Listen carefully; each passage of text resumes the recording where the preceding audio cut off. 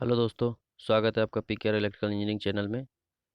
आज हम लोग देखने वाले हैं मैथ एनालिसिस। दोस्तों, अगर वीडियो पसंद आता है तो हमारे चैनल पीकेआर इलेक्ट्रिकल इंजीनियरिंग को सब्सक्राइब करें, लाइक करें एंड दोस्तों के साथ शेयर करें। दोस्तों, हम लोग आज देखेंगे मैथ एनालिसिस। मैथ एनालिसिस के अंतर्गत हम लोग किसी भी मैथ में करंट की डायरेक्शन और करंट का मान पता करेंगे। ठीक है दोस्तों, तो हम लोग देखते हैं मैथ मैथ एनालिसिस, और इसको हम लोग मैक्सवेल मैथ एनालिसिस भी बोलते हैं।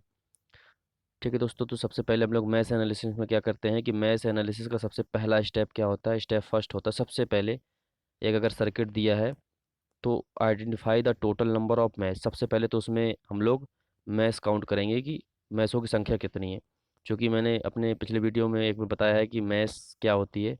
मैच एक ऐसा लूप होता है जिसके अंदर कोई एक अदर लूप ना हो। वो अपने आप में एक पूरा लूप होगा, उसके अंदर कोई एक अदर लूप नहीं होगा। जैसे कि यहाँ पे इस पॉइंट से लेके ये पूरा एक मैच है एंड ये पूरा मैच है। ठीक है दोस्तों। एंड अगर लूप इसमें देखे जाएंगे तो लूप मैंने कहा था कि एक क्लोज कंडक्टिंग पाथ, पूरा सर्किट एक वो पूरा लूप होगा। जैसे कि इसमें एक ये लूप हो गया, एक ये लूप हो गया एंड एक ये पूरा लूप हो गया। तो इसमें लूप तीन होंगे, मैच एंड दो हैं। तो अब हम लोग देखते हैं दूसरा स्टेप क्या होता है।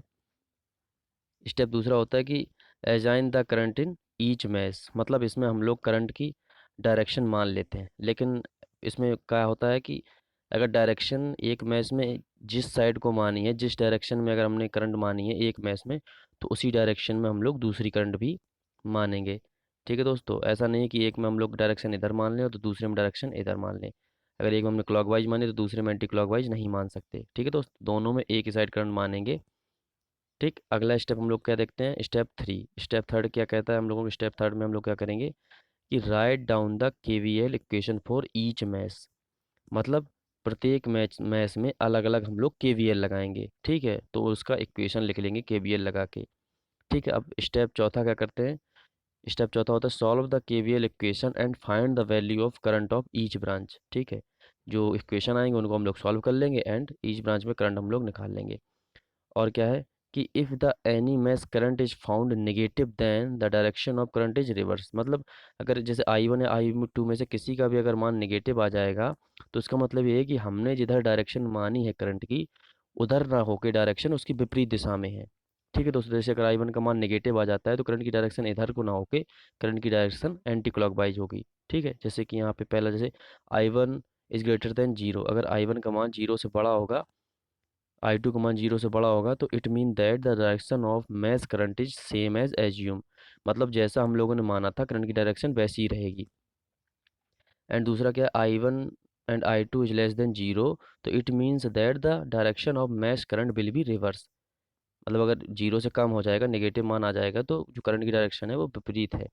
ठीक है दोस्तों, आगे मैंने एक नोट लिखा है। एक क्वेश्चन जैसे पूछा जाता है कि मैथ एनालिसिस किसके लिए एप्लीकेबल होती है, तो नोट में math analysis is only applicable in planar network. Planar network क्या होता है, जैसे कि यहाँ दोस्तों मैंने बनाया है कि जिसमें हम लोग मैथ्स को अलग अलग डिफाइन कर सकें, मैथ्स हम लोगों को वो अलग अलग पता चल सके, उसमें करंट की डायरेक्शन हम लोग मान सकें कि हाँ करंट इधर से इधर फ्लो हो रही है, और अलग अलग मैच डिफाइन कर सके, वो प्लेनर नेटवर्क होता है। और नॉन प्लेनर क्या होता है, जैसे कि इसमें हम लोग ये डिसाइड नहीं कर सकते करंट मैच किधर है, किधर से कितना करंट फ्लो होगा, कैसे करंट जाएगा, ये डिफाइन नहीं कर सकते किसी एक मैच के लिए। तो नॉन प्लेनर सर्किट ये होते हैं एंड प्लेनर सर्किट ये होते हैं। तो math analysis is only applicable in planar network. ठीक है दोस्तों।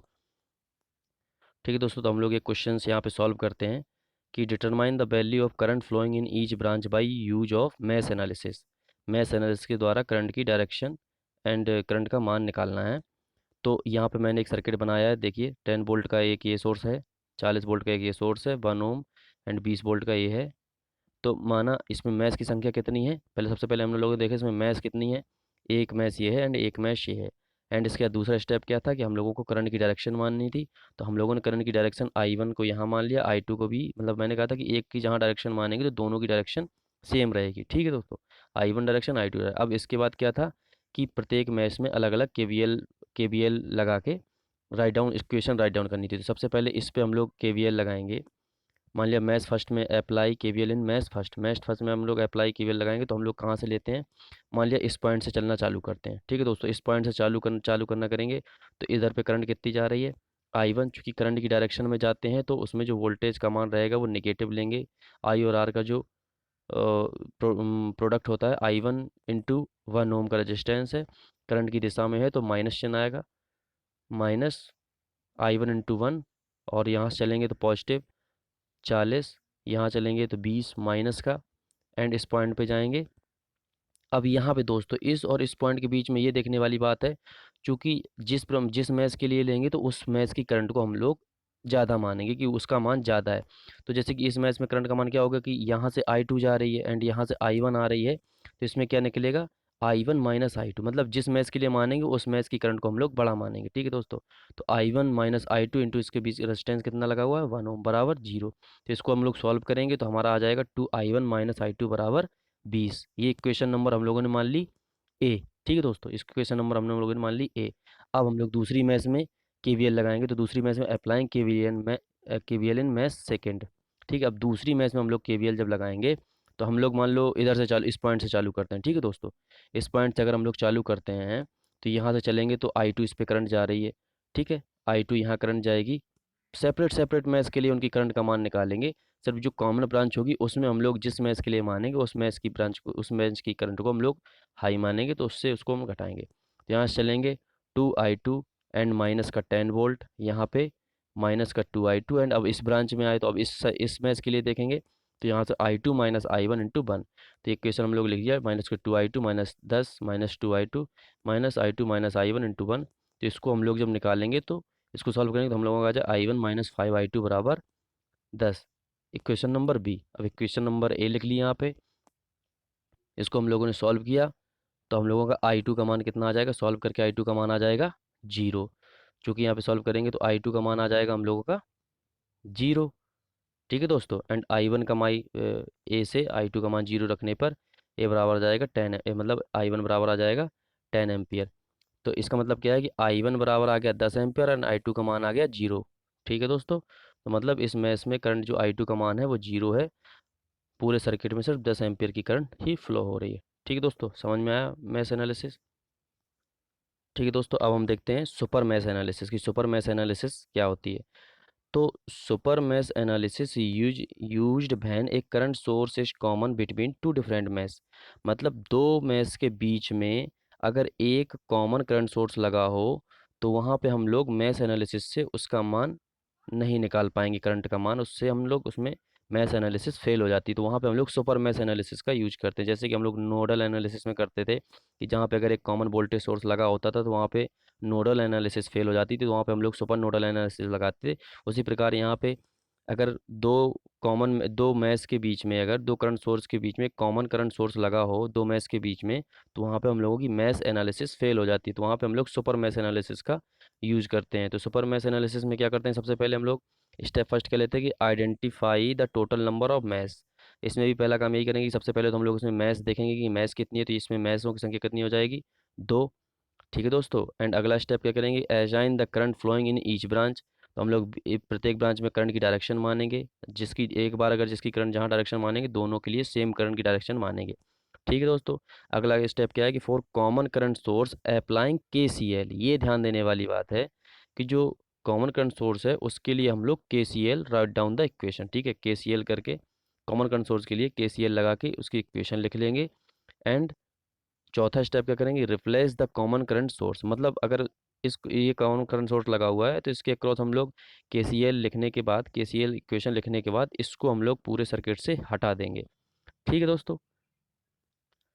ठीक है दोस्तों, अगला स्टेप क्या करेंगे फिर, स्टेप 5 में क्या करेंगे कि write down the KVL equation entire mesh and after solving the KVL equation obtain the value of current of each mesh, मतलब फिर पूरा सर्किट है उस पे हम लोग KVL लगाएंगे, उससे हम लोग एक इक्वेशन निकालेंगे और इक्वेशन जो हम लोगों की कॉमन करंट सोर्स से बनेगी उसको और उसको सॉल्व कर लेंगे।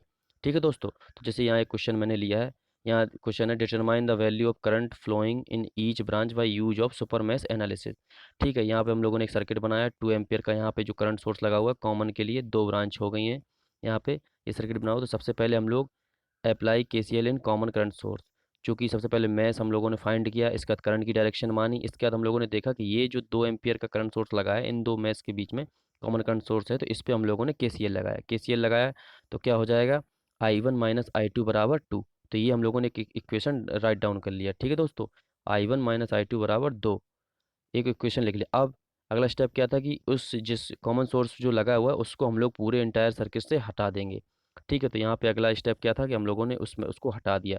लेकिन ये बात ध्यान देने वाली है कि सर्किट हटा दिया, लेकिन जो करंट की डायरेक्शन हम लोगों ने मानी थी उसका मान हम लोग पूरे इक्वेशन जब अप्लाई करेंगे तो केसीएल केवीएल से I1 और I2 को अलग अलग मैच के लिए ये मान निकालेंगे। जैसे कि अप्लाई केवीएल इन इंटायर मैच, पूरी मैच हम लोगों ने अगर केवीएल लगा दिया तो अब देखिए कैसे लिखते हैं हम लोग। देखिए मैंने कैसे लगा कि यहाँ से अगर चालू किया हमने तो माइनस के 2I1 करंट की दिशा में जा रहा है, तो माइनस के 2I1 एंड इस मैच के लिए हटा दिया, लेकिन इस मैच के लिए हम लोग देखेंगे प्लस का 20। ठीक है दोस्तों, अब इसके लिए हमने लिख दिया केवीएल एंड अब यहाँ पे हम लोग क्या करेंगे कि माइनस, अब इसके लिए देखिएगा जो इसके लिए हम इस मैच के लिए अब हम लोग केवीएल लगाएंगे इसमें, तो माइनस का 1।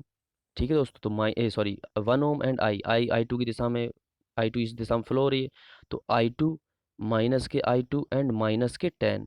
ठीक है, ये इक्वेशन हम लोगों ने लिख लिया। अब इस इक्वेशन को हम लोग सॉल्व करेंगे तो माइनस के 2I1 माइनस 2I2 माइनस 10 बराबर प्लस के 10 बराबर 0। तो यहाँ से I1 प्लस I2 बराबर 5, ये सेकेंड इक्वेशन हो गई और ये फर्स्ट इक्वेशन होगी। दोनों को अगर हम लोग सॉल्व करेंगे तो आई वन का मान आ जाएगा हम लोगों का 7/2 ampere. And equation number first से हम लोग देखेंगे कि I2 का मान आ जाएगा 3/2 एम्पियर। ठीक है दोस्तों, ठीक है दोस्तों, अगर हम लोगों का मेरा वीडियो समझ में आया हो, आपको आपके लिए हेल्पफुल हो, तो हमारे चैनल पीकेआर इलेक्ट्रिकल इंजीनियरिंग को सब्सक्राइब करें एंड दोस्तों के साथ शेयर करें। अब हम लोग अगले वीडियो में देखेंगे, थ्योरम्स के बारे में समझेंगे। ठीक है दोस्तों, धन्यवाद।